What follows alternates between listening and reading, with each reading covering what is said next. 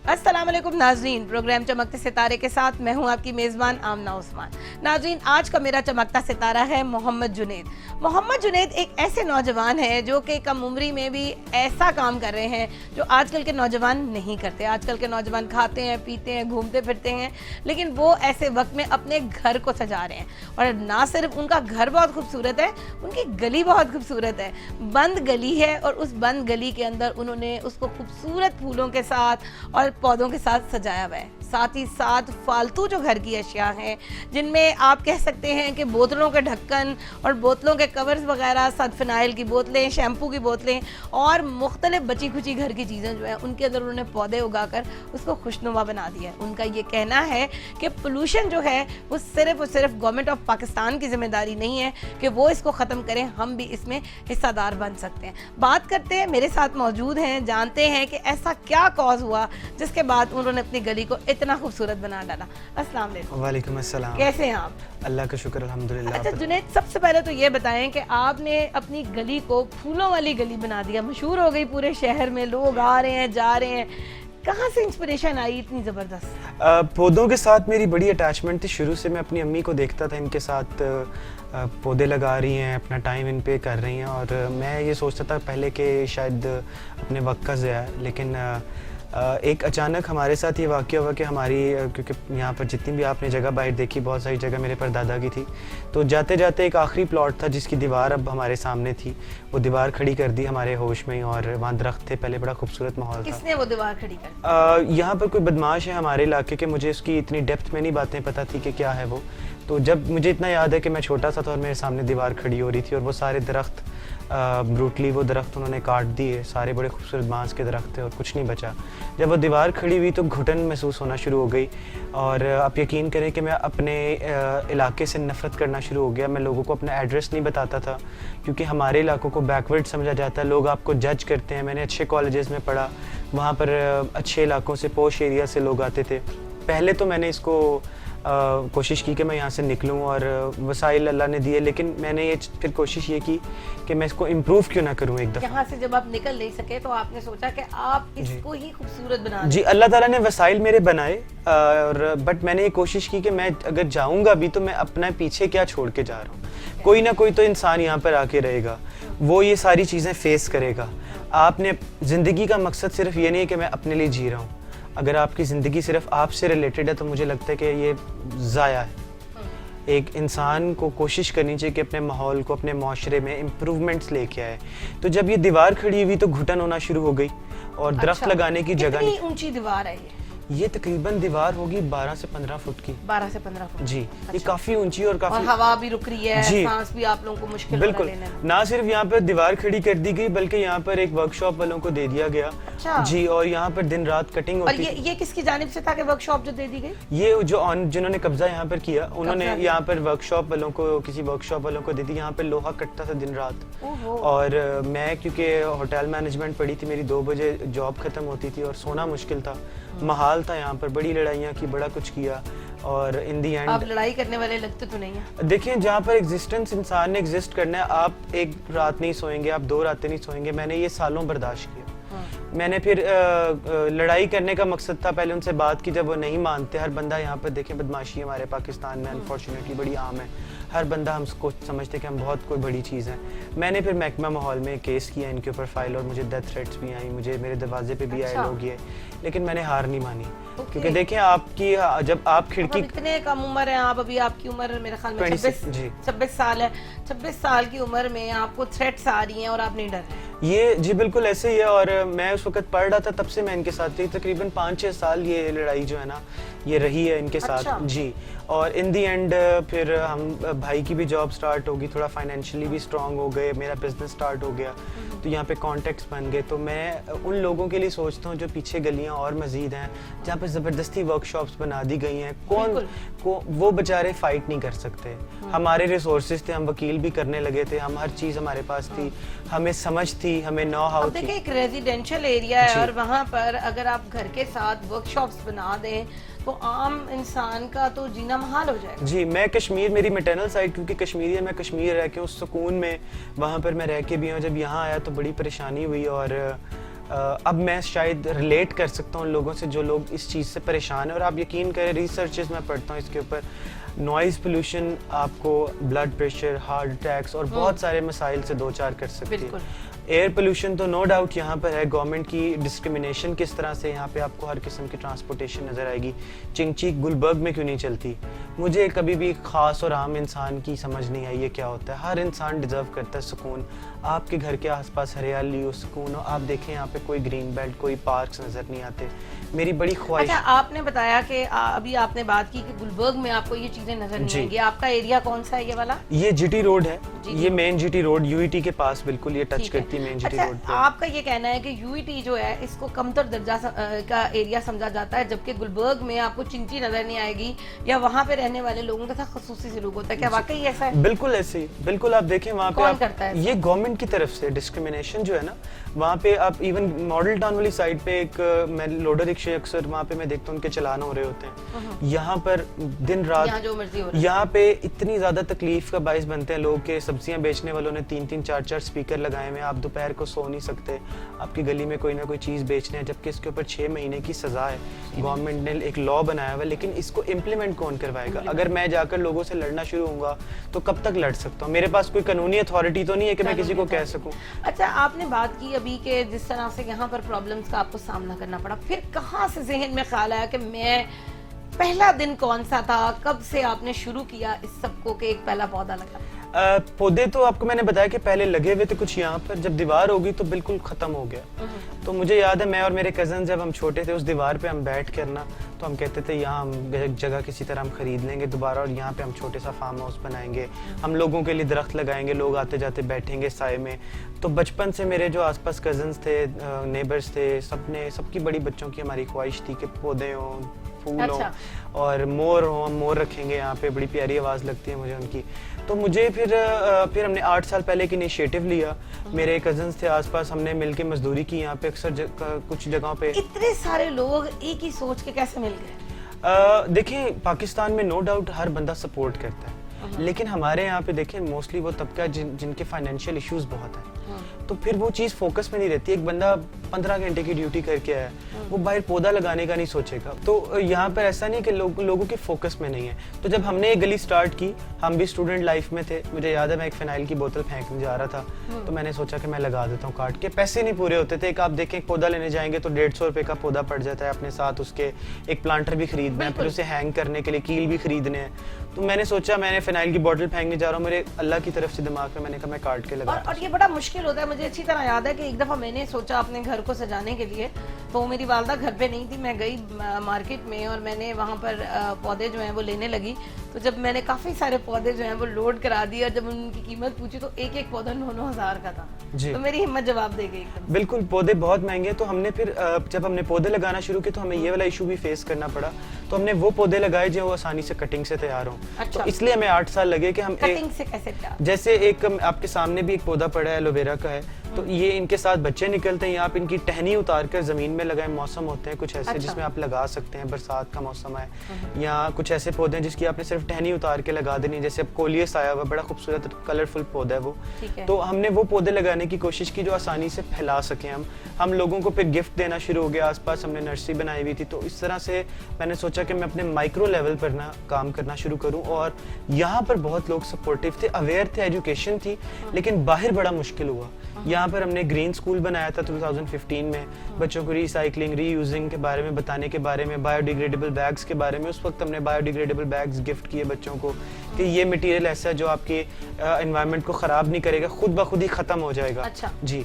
तो मैं उस वक्त अच्छा, ये आपने जो शॉपिंग बैग्स जो आजकल पोल्यूशन फैला रहे हैं वो भी आपने बनाए? वो किस पौधे से आपने बनाए? नहीं, वो हमने खरीदे थे बायोडिग्रेडेबल बैग्स। अच्छा। जो खुद ब खुद ही माहौल में ख़त्म हो जाते हैं। क्या ये आप खुद भी बना सकते हैं? पहले आप देखें, घर में कपड़ा बचा होता था, लोग उसकी थैलियां बनाते थे। तो मेरे अबू भी हमेशा रोटियां लेने जा रहे हैं तो रुमाल घर से ले जाते थे। तो सालन कोई छन्ने में या डोल में दूध आ रहा है, तो ये शॉपिंग बैग का कंसेप्ट था ही नहीं पहले। ये हमने अपनी कन्वीनियंस के लिए जी कि घर से डोल लेके जाते हुए शायद हमें शर्म आती है, हम कन्वीनियंट नहीं समझते, तो हमारी लाइफस्टाइल कुछ हमने ऐसी तो बना। बहुत मतलब हो गया दही लेके आना है और आपने सब उसी में करना है। बिल्कुल, और आप इसे देखें कि आप एक घर कितने शॉपिंग बैग यूज कर रहा होता है। थैंक्स टू द गवर्नमेंट कि उन्होंने अभी इनिशिएटिव लिया है कि उन्होंने, जी बिल्कुल, लोगों ने इस पे भी बहुत शोर डाला था बहुत, जी, लेकिन अवेयरनेस की कमी है। बिल्कुल अवेयरनेस के साथ साथ मुझे लगता है कि हमारी जो मैक्सिमम आवाम है ना, उनको सुकून मैसर नहीं है। एक आम इलाके में मैंने देखा कि लोग यहाँ पर जरा ज्यादा चिड़चिड़े हैं। आपने बताया अभी कि आपको तंग करने का सिलसिला भी जो है वो अभी तक जारी है। ये जो आपने सारा काम शुरू किया, इसमें जाहिर बात है नेगेटिव भी बहुत सारे लोग हैं। कौन कौन से लोग नेगेटिव रहे और आपको तंग भी किया और आपको लाइक डिग्रेड करने की कोशिश की या डिस्करेज किया? देखिए, हर गली में ना एक मसला सबसे बड़ा जो आया है ना, वो यहाँ पर एक तो कमर्शलाइजेशन है, इंतहा की कमर्शलाइजेशन। गली मोहल्लों में दुकानें, जब दुकानें गलियों के स्टार्ट में आती हैं, हमारे यहाँ पे वर्कशॉप बना दी गई, उनकी गाड़ियाँ खड़ी होती हैं, हम जब अपना रास्ता मांगते हैं, हम अपना रास्ता डिमांड करते हैं, तो मुझे थ्रेट किया जाता है, अभी भी थ्रेट करते हैं। और अच्छा। जी, अभी सुबह भी जब उन्होंने एक धमकी दी कि जी हम ये पौधे आपके उतार देंगे, जो क्योंकि दीवार उनकी हमें टच करती है। बेसिकली ना ये 2 दीवारें खड़ी की गई थी उन्होंने ना, एक हमारी तरफ लगती है, तो उन्होंने सिर्फ मुझे तंग करने के लिए ना, क्योंकि मैं खामोश नहीं रह सकता। अगर आप मेरा रास्ता बंद करेंगे या शायद मैं आपका रास्ता बंद करूँ, आप मुझे एक दफ़ा मना करेंगे, उसके बाद आप 2 दफ़ा कर लेंगे, तीसरी दफ़ा आप ज़रूर स्टैंड लेंगे कि भाई मैंने अपने घर जाना है, मैं अपनी मदर के साथ हूँ, मैं अपनी सिस्टर के साथ हूँ, हमें जाने दें। ये हमारा रास्ता ब्लॉक कर देते हैं। ये सिर्फ यहाँ का मसला नहीं है, मैंने पिछली गलियों में भी देखा है, कोई दूध की दुकान बन गई है, वो बाहर दूध उबाल रहे हैं, वो गाड़ियों का रास्ता रोकते हैं, ये कोई नहीं देखता आके। मैंने अपना इदारा जो बनाया, छोटा सा बनाया था, ग्रीन स्ट्रीट्स ऑफ पाकिस्तान, इस वजह से बनाया था। देखिए गली क्या है आपका इदारा? इसका नाम है ग्रीन स्ट्रीट्स ऑफ पाकिस्तान। एक छोटा सा हमने अभी तो इसको इतना माइक्रो लेवल पे ही किया, मैक्रो लेवल पर नहीं गए हम। मुझे लगता है कि गली मोहल्लों से शुरू होता है। ये मेन पर काम कर देना। आप एक इदारा बनाते हैं, आप जाकर गुलबर्ग में एक पौधा लगा देते हैं जहाँ पहले इतना साफ माहौल है, और एक तस्वीर खिंचवा के आप घर आ जाते हैं और आप सेटिस्फाइड हैं और आप डोनेशंस इकट्ठी कर रहे हैं। This is totally wrong. इन इलाकों में जरूरत है, गली मोहल्लों में जरूरत है। क्या कहना चाहेंगे गवर्नमेंट ऑफ पाकिस्तान को? मैं इस मसले में आपकी क्या हेल्प करें? मैं सिर्फ ये रिक्वेस्ट करूंगा कि जो कमर्शलाइजेशन है ना, फॉर गॉड सेक इसको कम करें। हमें जरूरत नहीं है, अभी भी वक्त है, मोहल्लों को गलियों को बचा लें। हर इंसान नीचे दुकानें बना रहा है, वर्कशॉप्स बना रहा है। आप थके हुए घर आते हैं, आपको क्या मिल रहा है? कुछ भी नहीं मिल रहा। तो मेरी गवर्नमेंट से रिक्वेस्ट है और लोगों से रिक्वेस्ट है कि जागें, अपने राइट्स को समझें अपने तौर पे। जी। अच्छा, बहुत सारे लाहौर में ऐसे इलाके हैं कि जिन्होंने ये रखा हुआ है कि आप अपने घर के साथ वाले खाली प्लॉट को फूलों से और पौधों से मुज़य्यन कर दें, तो और वो कर भी रहे हैं। जी, कुछ लोग कोशिश कर रहे हैं यहाँ पर अपने लेवल पर। यहाँ पर जमीन अवेलेबल नहीं है। मैंने जब ये इदारा बनाया, रिसोर्सेज नहीं है, या कह सकते हैं कि वही वाली बात के मसरूफ इतने रहते हैं, थक जाते हैं और फिर काम नहीं होता। जी बिल्कुल, यहाँ पर ये नो डाउट ये बात है। और मेरी ख्वाहिश तो ये है कि मैं यहाँ पे अर्बन फॉरेस्ट बनाऊँ। मिवाकी टेक्निक से आपने देखा है कि वो एक छोटे से पैच में बहुत ज़्यादा दरख्त लगा दे जाते हैं, जंगल की किस्म बना दी जाती है। उससे क्या कि आप अट्रैक्ट कर रहे हैं वाइल्ड लाइफ को। अब आप देखें यहाँ पे आपको कव्वे और चीलों के अलावा जो है ना, ये 2-3 बर्ड्स नजर आते हैं। उसके अलावा आप कोई खूबसूरत, मुझे याद है बचपन में हमें जी पर खत्म हो रहे हैं। बहुत सारे शौक नौजवान अपनाते हैं, पौधों का शौक ही क्यों? क्या मिलता है इससे आपको? मैं ये ज़रूर जिक्र शायद फर्स्ट टाइम ही करना चाह रहा हूँ किसी शो पे। मेरी अब्बू की डेथ को 8 साल हो गए हैं, और उनके बाद जैसे जब कोई चीज़ आपसे छीन ली जाए तो बड़ी बेसुकूनी होती है, और बड़ा डिप्रेस था और एंग्जाइटी थी मुझे, और मुझे सुकून चाहिए था। तो मुझे लगता है मुझे बल्कि ये एक रिसर्च है। आप सूरज की रोशनी देखते हैं, ये एंटी डिप्रेसेंट है आपके लिए पौधे फूल आपके स्ट्रेस लेवल को कम करते हैं। और दूसरा ये कि मुझे लगता है कि मेरी रिस्पॉन्सिबिलिटी भी थी, एक रिस्पॉन्सिबल सिटीजन। आपको इतना तो देखे ना, सफाई निस्फ ईमान है। कोई गलत काम होगा तो मुझे उस दिन देख के चीज़ें, हालात मुल्क के बड़ा अफसोस होता है। कोई गलत काम होगा ना, तोड़ना होगा, मुल्क को ख़राब करना होगा, तो लाखों लोग मिल जाएंगे तबाह बर्बाद करने बनाने वाला नहीं। अगर ये लोग जो तबाह कर रहे हैं, अगर इनको सही रास्ता दिखा दिया जाए, और हम इस्लाम को देखें, इस्लाम से दूरी क्यों आ गई है, लोग डरना शुरू क्यों हो गए कि हमने लोगों को इम्प्लीमेंट नहीं करके दिखाई वो चीजें। हम बातों से कहते हैं सफाई निस्फ ईमान है, लेकिन हम करके जी। मैंने लोगों को देखा है कि लोग कूड़ा करकट जो है जगह जगह फेंकते हैं, लेकिन वो अमल नहीं कर रहे। नाजरीन, आप आपने देखा कितनी खूबसूरत बात इन्होंने की है कि सफाई जो है वो निस्फ ईमान है। हम अपनी बातों से तो ज़रूर ये कहते हैं कि इसके ऊपर अमल होना चाहिए, लेकिन जब इसके ऊपर अमल की बात आती है तो हम कहीं पे भी नज़र नहीं आते हैं। और इन्होंने बड़ी अच्छी बात की, गवर्नमेंट ऑफ पाकिस्तान से भी रिक्वेस्ट की कि प्लीज़ प्लीज़ आप जो ये कमर्शलाइजेशन है इसको कम करें। रिहायशी इलाकों के साथ किसी भी वर्कशॉप का होना बनता नहीं है, और मुझे यकीन है कि अगर कोई ऑफिशियल देख रहा होगा तो इस पे ज़रूर कुछ ना कुछ नज़रसानी करेंगे। एक छोटी सी ब्रेक का वक्त हुआ चाहता है, और ब्रेक के बाद हम इनके गार्डन का विज़िट करेंगे और देखेंगे कि इन्होंने उस गली को कैसे गार्डन कर दिया है। तब तक के लिए स्टे ट्यून। नाजरीन, जुनैद से हमने जाना कि उन्होंने फूलों वाली गली क्यों बनाई हुई है।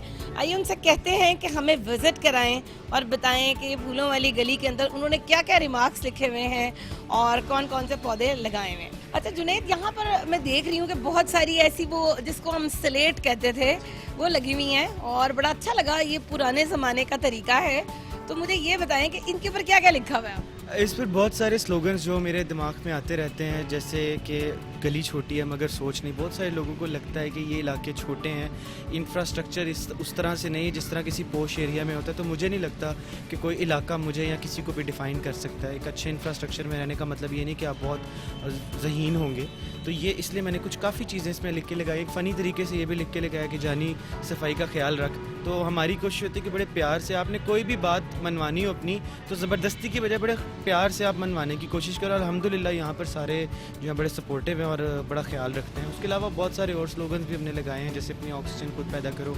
कहने का मकसद ये कि आप अपना जो रोल है दुनिया में, आप आएँ, अल्लाह ने आपको एक मौका दिया, आप अपना रोल प्ले करें। आप गवर्नमेंट से एक्सपेक्टेशंस कम रखें, आप गवर्नमेंट पे बर्डन कम से कम डालें। तो इन चीज़ों को मद्देनज़र रखते हुए ये सारा कुछ हमने यहाँ पर किया है, जो एक आम बंदा भी कर सकता है। इसलिए हमने एक मॉडल स्ट्रीट तैयार की है कि एक आम बंदे की जो गली है वो ऐसी होती है। अच्छा, मुझे एक आपकी गली को देखने के बाद एक ख्याल आया कि अगर मैं अंदरून की गलियों की बात करूं, जैसे कि हम दिल्ली गेट में अगर चले जाएं तो वहाँ पर बहुत सारी गलियाँ ऐसी हैं जो बहुत तंग हैं, जिनके अंदर सिर्फ एक शख्स गुजर सकता है, और अगर उन गलियों को भी हम इसी तरह से सजाएं तो वो कैसे लगेंगी। आपके सामने अगर वैसी कोई गली हो, आप उसे कैसे सजाएंगे। यहाँ पर भी बहुत चैलेंजिंग था। ये 12 फुट की जगह है, यहाँ पर गाड़ी भी आती है, यहाँ पे बाइक भी आती है। तो यहाँ पे आप यकीन करें कि चलने का रास्ता भी कई दफ़ा मुहैया नहीं होता। इसलिए हमने वर्टिकल गार्डनिंग स्टार्ट की, और ये मटेरियल हमने ऐसा इस्तेमाल किया है जो कि गिर के टूटेगा नहीं। ये चीप है, ये ड्यूरेबल है, आपको चोरी का भी ख़तरा नहीं है। अगर गुम भी जाएगा तो ये इतना ख़ास महंगा मटेरियल नहीं है। तो अगर मुझे वहाँ पर ये मौका मिलेगा तो मैं वर्टिकल गार्डनिंग ही करूँगा। दीवारों पर हैंग करूँगा मुख्तलिफ़ किस्म की बास्केट्स और रिसाइकल्ड हुई हुई चीज़ें जितनी हैं। लोगों का रवैया कैसा था जब आपने ये सारा कुछ स्टार्ट किया? तो क्या कभी ऐसा भी हुआ कि लोग इसको चीज़ों को तोड़ फोड़ के ले गए? यहाँ पर तो अंदर गली के अंदर तो अल्हम्दुलिल्लाह बड़े सपोर्टिव थे सारे, और सबने बड़ी हिफाजत की। लेकिन गली के बाहर कई दफ़ा ऐसा हो जाता है कि कोई चीज़ टूट जाती है, कोई गमला उठा के ले जाता है या प्लास्टिक की कोई ऐसी चीज़। तो आहिस्ता आहिस्ता मैं समझना शुरू हो गया कि कौन सी चीज़ ऐसी है जो चोरी हो सकती है। वो मैंने लगाना ही बंद कर दी। आपकी गली को देखने के बाद कितने ऐसे लोग हैं जिन्होंने ऐसी ही गली बनाने की कोशिश की? मुझे अल्हम्दुलिल्लाह मैसेजेस तो आते रहते हैं, और बहुत सारे लोग कोशिश कर रहे हैं माइक्रो लेवल पे। कई लोगों ने घरों में, दोस्तों ने देखकर लगाई है। तो इंशाल्लाह इसका छोटा सा ही इम्पैक्ट ही सही, लेकिन मेरी एक कोशिश थी, वो तो इंशाल्लाह ज़रूर रंग लाएगी, और बहुत सारे लोग कर रहे हैं। अभी किसी ने कंप्लीट नहीं की, ज़रूर जब कंप्लीट करेगा तो मैं शेयर करूँगा। ज़रूर शेयर करेंगे। अच्छा, पौधे कौन कौन से लगाते हैं? क्या मुख्तलिफ, जैसे जनवरी में अगर बात की जाए तो पौधों की मुख्तलिफ किस्म लग रही है, फरवरी में, अब जैसे कि अप्रैल का महीना है तो अप्रैल में कौन से आप फूलों की पनेरी जो है वो लगाएं? यहाँ पर हमने अभी क्योंकि मौसम बदल रहा है, हमने फूल जो हमने विनका लगाना स्टार्ट किए, विनका की पनीरी, पोर्टोलाका लगाना स्टार्ट किए, जीनिया, सनफ्लावर, ये 3 से 4 बेसिक जो किस्में हैं वो हमने स्टार्ट किए लगाना। बाकी पौधे हम ज़्यादातर यहाँ पे सदाबहार लगाते हैं, और वो पौधे लगाते हैं जो ज़्यादा से ज़्यादा ऑक्सीजन प्रोड्यूस कर सकें, और जो एक पेरेंट प्लांट से हम मल्टीपल प्लांट्स बना सकें, जिनसे जो आसानी से हम मल्टीप्लाई कर सकें। हम मोस्टली यहाँ पे एक पेरेंट प्लांट खरीद के लाते हैं, उससे हम कटिंग से हम ज़्यादा से ज़्यादा प्लांट्स बनाते हैं। पेरेंट प्लांट कौन सा? जैसे आप पेरेंट प्लांट, एक पौधा हम कोई ख़रीद के कोई भी ले आते हैं, उसको हम पेरेंट प्लांट बोलते हैं। अक्सर पौधों के साथ बच्चे निकल रहे होते हैं, जैसे एलोवेरा है, जैसे कोलियस कटिंग से तैयार हो जाता है, स्पाइडर प्लांट है, उस पर भी छोटे छोटे पप्स बोलते हैं, उनको बच्चे होते हैं, वो निकलते हैं। तो इस तरह के हम पौधे ख़रीद के लाते हैं जिनको हम मल्टीप्लाई करें, और अल्हम्दुलिल्लाह फिर हम उनको लोगों में बांटते हैं, दोस्तों में, आसपास नेबर्स को। तो कई लोग ऐसे हैं जो नहीं अफोर्ड कर सकते लेकिन शौक़ रखते हैं, तो अल्हम्दुलिल्लाह वो लोग भी इस तरफ आना शुरू हो गए हैं। आपने एक बात की कि हम गवर्नमेंट की हेल्प कर रहे हैं पोल्यूशन को कम करने में। सबसे पहले तो ये बताएं कि लोगों को, एक आम बंदे को अवेयरनेस देने के लिए कि पौधों से पोल्यूशन कैसे कम होगी और आप उसमें गवर्नमेंट की कैसे हेल्प करें। देखिए सबको पता है कि पौधे जो हैं वो हमें ऑक्सीजन प्रोवाइड करते हैं और कार्बन डाइऑक्साइड वो उनकी खुराक है। तो वो हम जो ट्रांसपोर्ट की सूरत में या इंडस्ट्री हमने लगाई हुई है, इंडस्ट्रीज़ हैं, उसकी सूरत में हम कार्बन डाइऑक्साइड एयर में रिलीज़ कर रहे हैं, जिसकी वजह से हम बहुत सारी पोल्यूशन का हमें सामना करना पड़ता है। तो ये पौधे हमारा, मेरा ख्याल है इस वक्त सबसे आसान तरीका है पौधे लगाकर पोल्यूशन को कम करने का। इसके और बहुत सारे तरीके हैं जो यूरोपियन कंट्रीज़ कर रही हैं। वो इलेक्ट्रिक व्हीकल्स उन्होंने इंट्रोड्यूस किए हैं। उसके अलावा उनकी कोशिश है कि हम कम से कम ट्रैश प्रोड्यूस करें। और बट वो बड़ी बातें, वो मेरे ख्याल है यहाँ पे आम बंदे को समझाना मुश्किल है। तो हमने पौधों से स्टार्ट किया और सफाई से। सबसे पहले हमने सफाई से स्टार्ट किया। सफाई निस्फ़ ईमान है, आधा ईमान है, हमारे मज़हब का हिस्सा है, और सबसे पहले हमने सफाई से शुरू किया था। अच्छा, आपने बड़ी अच्छी बातें की हैं। अब ज़रा थोड़ी सी हमें अपनी गली का भी विजिट कराएंगे, कैसी है इसमें और कौन कौन से हैं, इनके बारे में हमें थोड़ी सी चीज़ें बताएं। यहाँ पर ज़्यादातर मैंने एरिका पाम लगाया है। ये एरिका पाम की एक क्वालिटी है कि रात के टाइम भी ऑक्सीजन प्रोड्यूस कर सकता है। उसके अलावा आप आगे आते जाएं तो आपको सारी डिफरेंट किस्म की रिसाइकल हुई चीज़ें, रिक्शा टायर्स हैं यहाँ पर। आप ये बड़ी खूबसूरत मुझे चीज़ नज़र आ रही है, ये क्या है? ये आपने किसके नेस्ट के अंदर ये चीज़ बनाई है? ये बेसिकली कोकोनट की छाल होती है, ये उसकी बास्केट बनाई गई है। उसके अलावा ऊपर आप देखें शैम्पू की बॉटल्स, हैंड वॉश, ये जूस के, आप गर्मियाँ आ रही, बहुत सारे लोग जूस डिस्पोजेबल लेते हैं, सारी उनकी बॉटल्स में हमने जो है कप्स में हमने पनीरियाँ मुख्तलिफ़ किस्म की लगाई हैं। अब देखिए, आप प्लास्टिक की जो बॉटल्स हैं, अगर इनको देखा जाए तो ये एक टाइम के बाद भी डिज़ोल्व नहीं होती हैं, और इतना ज़्यादा अगर प्लास्टिक की बॉटल्स को आप कचरे में फेंकते जाएंगे तो ये बहुत सालों के लिए एक बहुत बड़ी पोल्यूशन का हिस्सा बन सकती है, जिससे समुद्री आबी हयात जो है वो मर रही है। तो वो बड़ा अच्छा तरीका है कि आप नाज़रीन अगर इन चीज़ों को अपनी दीवारों पे लगा लें या इनको सजा लें। और ये देखिए, बहुत खूबसूरत आपको लग रहा होगा, ये एक फानूस की शक्ल में इन्होंने एक पहले लगाई हुई है। पेप्सी की बोतल है, कोल्ड ड्रिंक की, और साथ 3 नीचे जो हैं वो छोटी छोटी जो हैं वो कोल्ड ड्रिंक की बॉटल्स को लटका कर, जिस तरह से वो झूमर होता है, झालरें होती हैं, और साथ ही साथ यहाँ पर ये कुछ प्लास्टिक की चीज़ें भी लगी हुई हैं, और ऊपर भी बहुत अच्छे तरीके से ये, मतलब इतनी खूबसूरत है कि मेरा दिल चाह रहा है कि मैं इनको अपने साथ ख़रीद के ले जाऊं। अच्छा जुनैद, हमें इनके बारे में बताएं कि ये क्या चीज़ है, कि जो ये प्लास्टिक के छोटे छोटे से कैन्स हैं, ये आपने कहाँ से लिए? ये इंजन ऑयल की बॉटल्स हैं। ये साथ ही एक वर्कशॉप है, उन्होंने हमें फ्री में दी थी लगाने के लिए, शौक़ को समझते हुए हमारे। तो इसमें मैंने सारा मिंट लगाया हुआ है। इसमें हम ऑर्गेनिक घर की बनी हुई खाद, चाय की पत्ती जो बच जाती है उसे खुश्क कर लेते हैं धो के, अंडों के छिलके, तो हम घर में से तैयार की हुई खाद इसमें इस्तेमाल करते हैं। ये सारा नीचे मिंट लगा हुआ है, ऊपर इसके स्पाइडर प्लांट है। आगे की जानिब चलते हैं और आगे भी देखते हैं कि इन्होंने किस तरह से गली को जो है वो सजाया हुआ है। यहाँ पर आपको एक मुख्तलिफ अंदाज के पौधे नज़र आ रहे होंगे, और अगर आप ये मेरे बाएं जानिब देखें तो आपको फिर उसी तरह के कुछ नेस्ट नज़र आ रहे हैं, जिनके अंदर टोकरियों की शक्ल में मुख्तलिफ पौधे जो हैं वो लटकाए गए हैं, और बहुत खूबसूरत लग रहा है। ये कौन सा पौधा है? ये स्पारा ग्रास है। बेसिकली ना यहाँ पर हम कोई गार्डन नहीं बना सकते थे ज़मीन के ऊपर। ये वर्टिकल गार्डन जब मैंने बनाया तो मैं चाहता था कि कोई एक गार्डन की तरह का एक उसका लुक हो। तो ये मैंने घास की तरह के ये पौधे होते हैं, इसे स्पारा ग्रास ही बोलते हैं। तो ये ऐसा लगता है दूर से देखने पे कि कोई गार्डन ही दीवार के ऊपर है। तो ये उसको देखते हुए यहाँ पर तैयार किया। उसके अलावा ऊपर भी हमने हैंड वॉश की बॉटल्स हैं, मस्टर्ड सॉस, जो चीज़ें यहाँ पर बचती जाती हैं वो उसमें हम पौधे लगाते रहते हैं। और कोशिश, ये चीज़ें कहाँ से हासिल करते हैं? काट कबाड़ से लेके आते हो या अपने घर से ही? खरीद कर नहीं लाता यहाँ पर। ये सारा कुछ यहाँ तो कुछ डोनेटेड है, कोई आसपास का कोई बंदा जो है वो हमें गिफ्ट कर दे यहाँ मेरे घर से।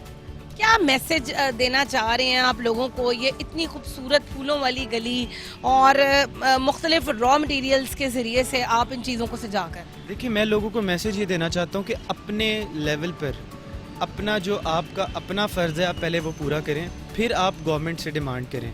अगर हर बंदा अपनी गलियों को खुद साफ़ करना शुरू कर दे तो देखें, एक तो कॉस्ट कम है आपकी।